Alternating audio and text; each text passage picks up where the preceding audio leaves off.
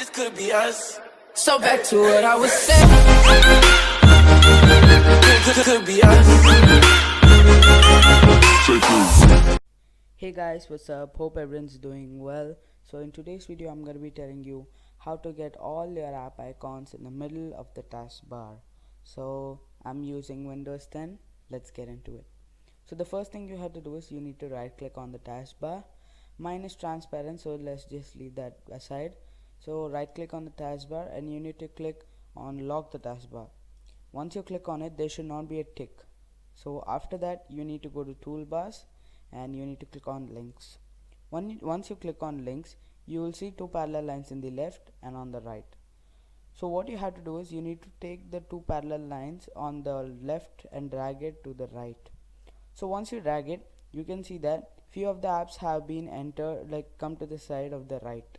So what you have to do is you need to hold the parallel lines in the right and you need to drag them slowly to the middle. So once you drag, you'll start to see spaces between the left side and the right side. So then what you have to do is you need to right click and click on lock the taskbar.